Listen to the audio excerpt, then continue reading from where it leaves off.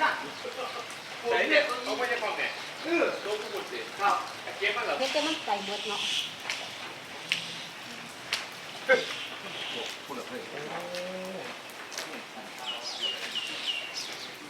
เราก็เลี้ยวออกไปหน้า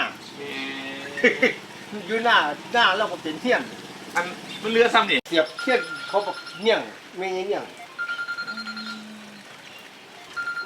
ปุ๊กปิ๊ก เอารูปมันมาปองเฮี้ยนตะคว่ำครับออกเบิดหลังเลย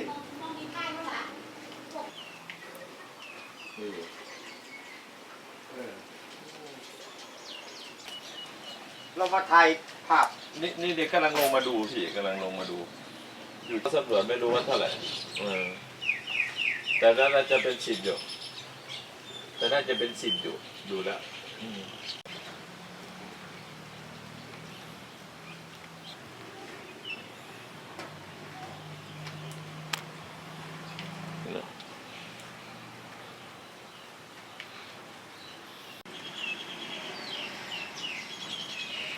บอกหมด มันก็สั่นเหมือนกันนะ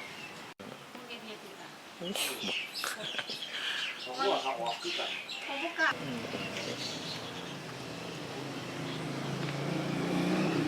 ในชีวิตบ่เคยเป็นจังซี่เที่ยเนาะ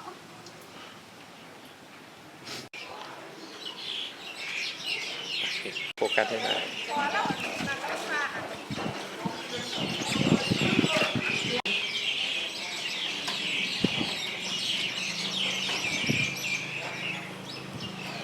นั่นแหละไว้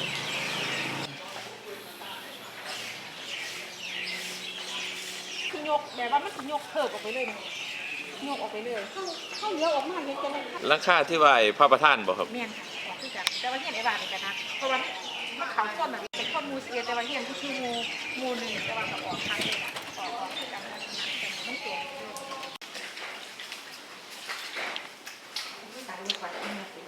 เด็กนายอุ้ยเนี่ยไป ที่ซ่องไว้เด้อซ่องไว้ ไม่ไปเด็ก ไปทั้งคุ้มตัวนี้คักก็ยังไม่ยังคงอยู่นี่นี่ แม่ค่ะเขาพยาความยังว่าเหลืออยู่ตรงข้านยังว่าเหลือ อันนี้ก็คือบ่เหลือเลยคือเราข้ามไปเต็มเลยแล้วก็โตไปใส่เงี้ยนเพิ่นอีกต่างหากโตไปใส่เงี้ยนเพิ่นเก่าอีกต่างหากวัดกับประมาณคือกันนี่แหละวัดก็ออก เจ้ามือเจ้ามีนั่งหากินส่วนนี้ไม่ เป็นยัง ไม่ สั่น ได้ลายมันไปเลย โอ้ป่ะเก่ง แสดงว่ามันมาซื้อนี่เลย ออกเบิดเลยออกจนว่า เนี่ยหนูก็ออกฟ้าหนึ่ง ออกไฟฟ้า ออกเป็นฟ้าติวแต่พื้อีพ่อแม่ซื้อกันเลย เออ ฟองเล่าเลยนะเราเป็น ผิวอัพ จ้ะ ขึ้นไป คันมันใหม่ตัวนั้นแล้วยายอันใหม่เสียบที่ของอันนั้นเนาะจะคิด เพ หา ราะ ก็ ว่า สว เนี่ย ย เนี่ยสิสุดยอดเลยเนี่ย อาทิตย์ เอ้า มันมามันจังสีเดียวยิบยับเนาะมันเป็นสั้นมาเดี๋ยวพี่น่ะ แม่ หนูยืนทั้งรอน แต่อยากเป็น ยืนให้ซะ ค แล้ น ว บอกเลยว่าเมื่อคอยอยู่กับลูกเนาะกวางหน้าต่างมองแล้วมันแยมกันไป โดนละฝากกันเรียบสวย คือเบิ่ง โอ้มันกสูงขี่รถมากฝนแห้งๆดิ อันนี้ก็แห้งทั้งบักแฮบ มองเมื่อกี้นี่ มาต่ำเฮียนเจ้าออกเลยก็ยืนเบิ่งน่ะเพิ่งข่อยห่วง จะความใจนะ เขาก็ให้แม่เนาะ เนี่ยมันมากจังสิล่ะอันนี้ แย่เป็นตารางก็เหี่ยวก็นอนบ่ได้มื้อนี้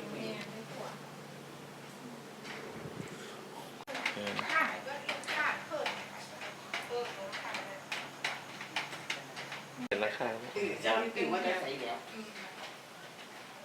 ตาองค์ผู้ใดใหญ่ นะ เป็นทอนเฮียนเรา